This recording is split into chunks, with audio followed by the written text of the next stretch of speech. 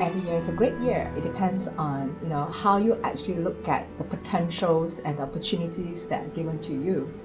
So there are different potentials based on the elements that comes in and drive the energy. So this year we have very intense fire energy coming in.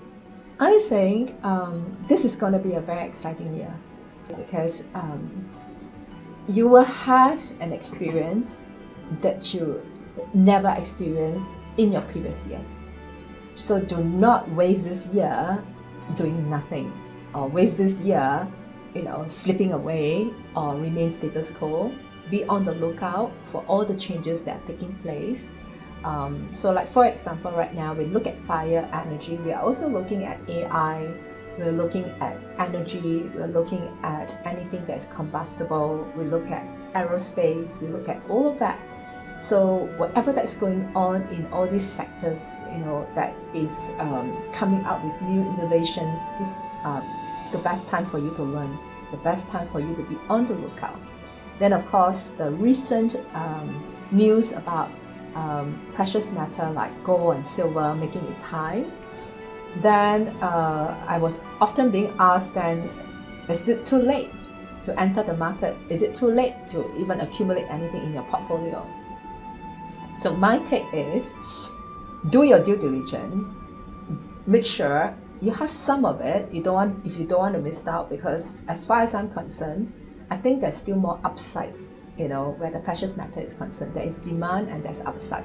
So two scenarios: if the war is going to break out, if for any reason among the country they've decided to go to war, the first thing they want to do, they probably sell gold to buy more weapons to go to war. Does that make sense? Because if you don't have that much money to go to war, then you look at the country reserve. This is the thing you would doing. So then men on the street and institution, when they see this going on, if price do come down and you think it's attractive, I think it's worth accumulating. Bitcoin is a bit speculative.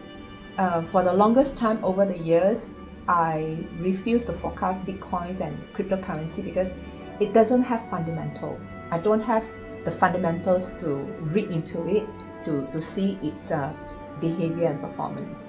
So to me, right, the cryptocurrency range, I term it as, because it fluctuates and it is so manipulative, we put it under the category of the wind. It's like the wind, it comes and it goes. You do not know when it's going to come. So in the 5 elements, if I have to factor that in, then this become the wood element, the one that doesn't stay firm, the one that goes with the wind as it moves, like your willow tree. And the worst thing is, because this form of energy, they're actually very manipulative. So this whole thing, this whole section is manipulative and speculative. So I personally will be extra cautious when I go into it. I would not hold this as the majority in my portfolio. It will be a small little fraction. I just asked a property agent whether will the property market be buoyant in 2026. So his take was like, he doesn't think so. He thinks property market may slow down. But from the feng shui perspective, when we look at this, I personally think this year property market will be hot.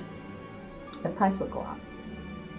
You must remember, the issues and the problem with fire is empty on the inside. It's only powerful on the outside.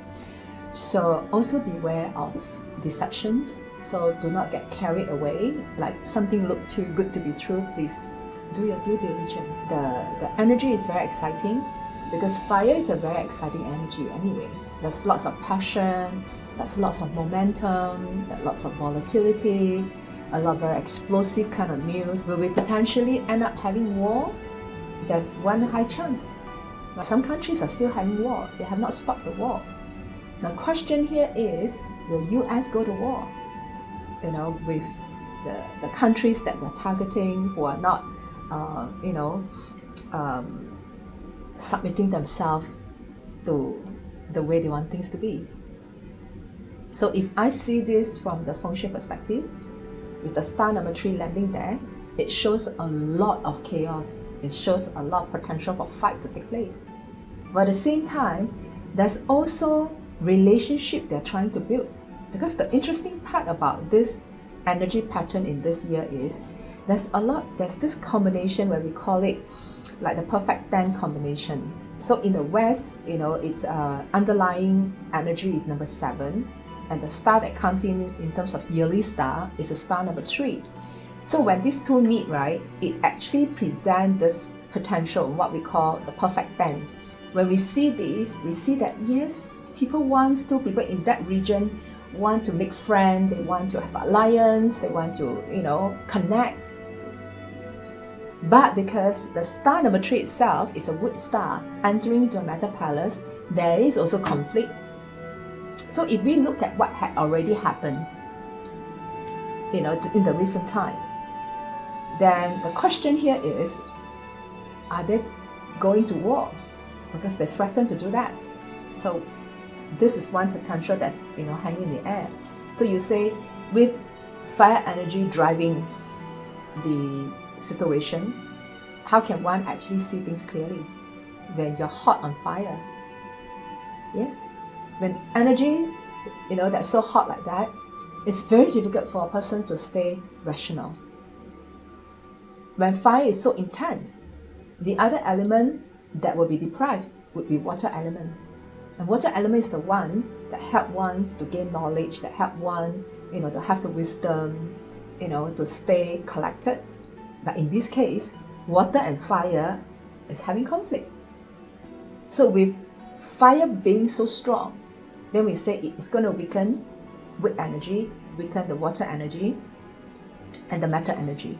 And all this has got to do with precision, determination, thoughtful thinking, neural system, the ability to stretch, the ability to be flexible. Wow, it's a little bit tricky this year.